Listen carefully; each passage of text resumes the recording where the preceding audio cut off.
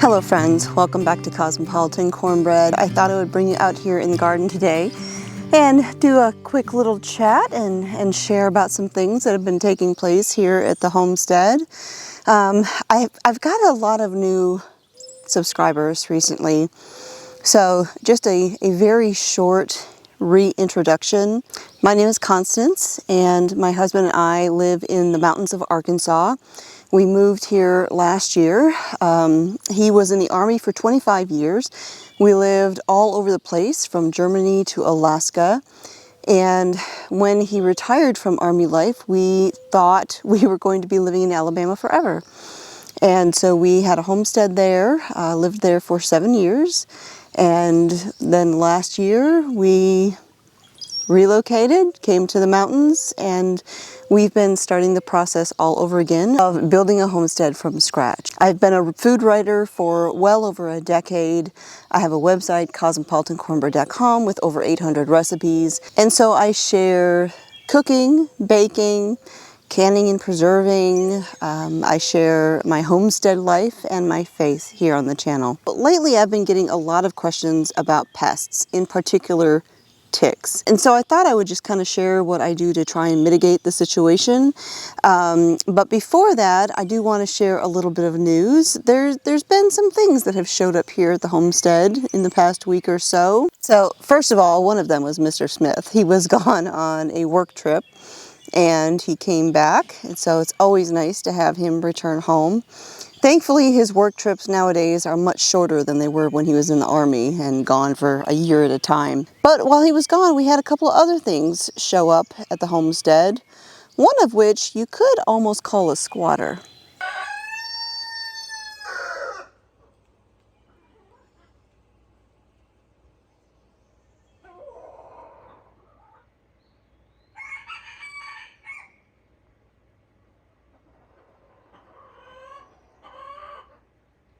Now, we would see that old possum from time to time, usually at night, but apparently he decided there for a couple of days that our shed was a great place to sleep.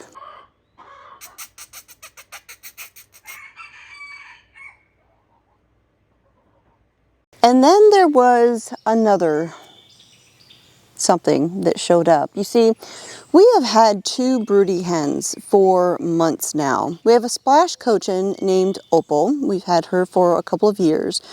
Well, she decided that she was going to be broody, and she has been broody for going on 2 months. And no matter how many times we take her off, move her out, all these things, she just would not quit. In addition to Opal, there was also our little silky hen, Cupcake. So one day I was in Tractor Supply and I thought, you know what? They've got chicks.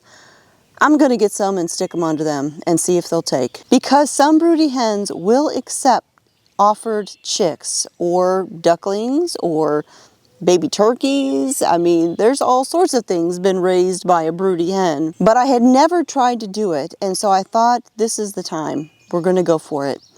And so I went in late at night after everybody was sound asleep. I had my red light headlamp on, and I stuck 4 chicks under Opal and 2 chicks under Cupcake, since Opal's a lot bigger than Cupcake.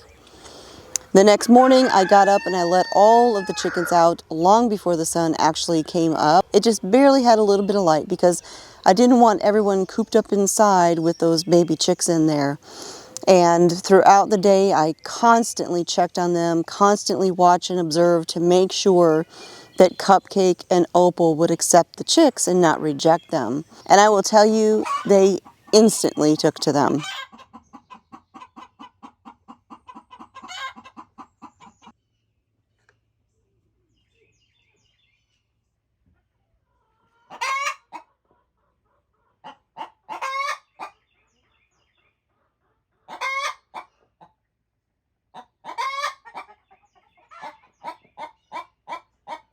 And it's so funny because the chicks will kind of go back and forth between the two. Sometimes Opal will have 3, sometimes she'll have 4. They just kind of go back and forth. It's like they've got the 2 mamas, and it's just so sweet to see them. And, you know, I had also worried about all of the other adult chickens, you know, because sometimes roosters can be aggressive and they can go after chicks.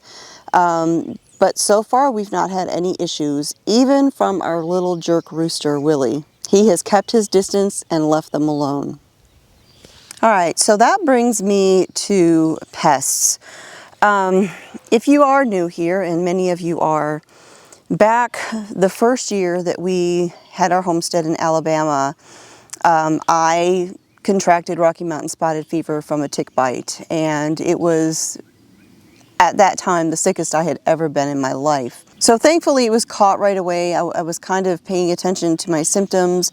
I didn't usually get sick, you know, I rarely even caught a cold. So for me to be down with an illness so suddenly and shortly after having a tick bite, it was very suspicious.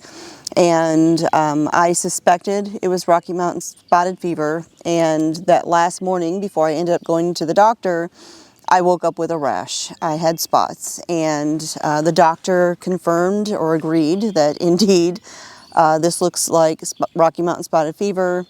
They took blood and all that stuff, sent it off to the CDC, and went ahead and put me on the doxycycline to treat that. It was the most exhausted I had ever been in my life up until I had the original vid. It took me probably a month to really get my energy back.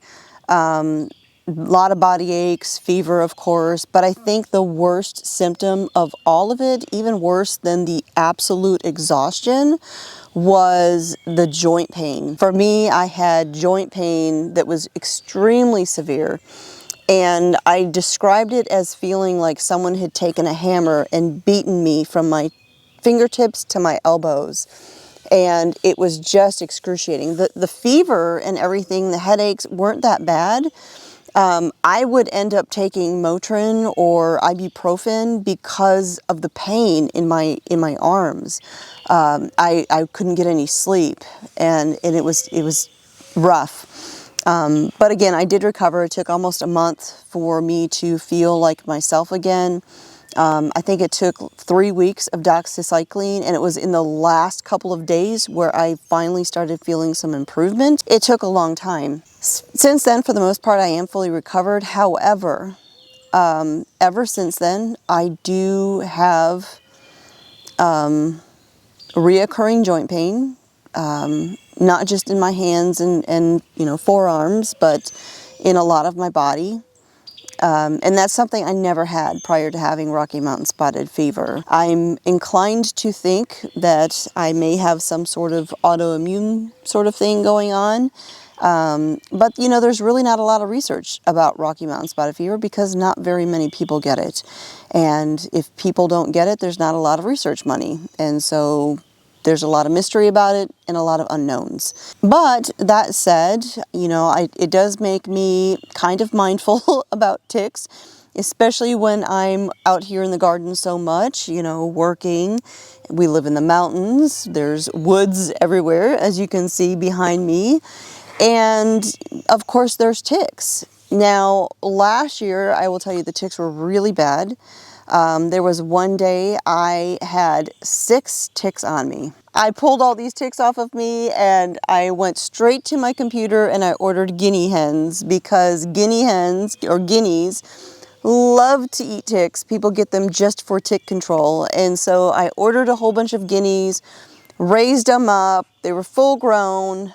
I started letting them free roam on the property for the tick control, which is what we got them for. And they shortly thereafter absconded off into the woods, and I've never seen them again. I hear them from time to time.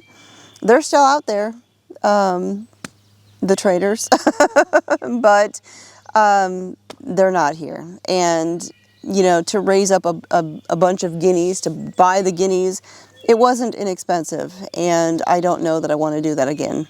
I've considered getting ducks, but Mr. Smith despises ducks. So we'll see if we can convince him. I don't know. But we do let the chickens free roam, and the chickens do come up here around the garden. They don't come in the garden. I keep an electric poultry fence around the garden to keep them out. But you know, I try to keep the brush down all around, at least around the house and the garden, of course. I tend to not wear flowy things, flowy clothing when it is tick season. Even though I love my flowy linen skirts, you know, loose clothing is the last thing that you want to wear. I had someone comment about these kind of skirt things that I have on. So these are actually not a regular skirt, it's a skort. So there are shorts built into them. They are super breathable. I love them. I've got them in several different colors, and I have a video where I talk all about them. If you want to find out more, I'll put a card up here in the corner or a link in the video description. But in addition to keeping the brush down, wearing not flowy clothing, which is what I would prefer to wear, but that's okay. I'll save those for the cooler temperatures. I do also wear bug spray, and I have a variety of different ones that I use. I do avoid DEET, even though I know all of the experts say that DEET is the way to go. You know, I garden organically. I eat it as organically as I possibly can. I'm not wanting to bathe myself in pesticides. So I use herbal sprays. I have a variety of them. I have this one here. Let me turn that around. Terra Shield from doTERRA. I get the pure oil blend and I make my own spray out of it. I have a post on my website where I share how I do that. I'll put that linked down below. I also just got this one called Pest Defy. It is from the brand Eden's Garden, right there. I have not tried this one yet, but it has very similar oils in it, so I expect it'll be similar in effectiveness.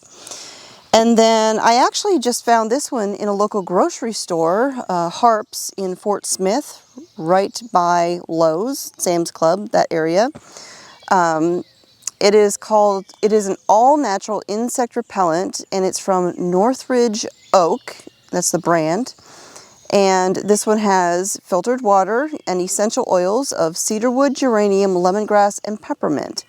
And so this is a new one that I have been trying out. And then I also have a recipe for one that I'm going to be trying in the next week or two. I just have to make sure that I've got all of the ingredients for it. It uses a lot of essential oils. And so these are just the kind of things that I use to keep the ticks off as much as possible. It isn't perfect. I still will find a tick on me from time to time. I mean, I'll come down the driveway, walk into the garden, I won't have touched anything, and I'll find a tick on my shoulder. I honestly think they fall out of the trees. So I don't think there's anything that's 100% tick proof. And you know, I know, again, experts say wear long sleeves, tuck pant legs into your socks and all this stuff. I live in the mountains of Arkansas. It is too hot. It is too hot to be wearing long sleeves and long pant legs, even early in the morning. I mean, I'm melting as it is right here, and the sun is almost down. I have become very hot-natured the older I have gotten. You know, it used to be I could do stuff like that. I'm in my 50s now, my body chemistry has changed, and I'm extremely hot-natured. I'm not wearing long sleeves and long pants. So I take the preventive measures that I can, do my best, always check myself all over for ticks when I go inside, and, you know, like I said, do the best I can. I don't think there's any perfect method out there unless you're out here in like a hazmat suit, you know. All right, it's time to head on up to the house and make dinner. Which reminds me, I'm going to have a new recipe video going up this week. It's going to be going up on Thursday, so you can look forward to that. And I will put links to those oil blends in the video description down below, as well as the name of that one that I found locally. So that's it for today, you guys. Thanks for joining me here at the homestead. I'll talk to you next time.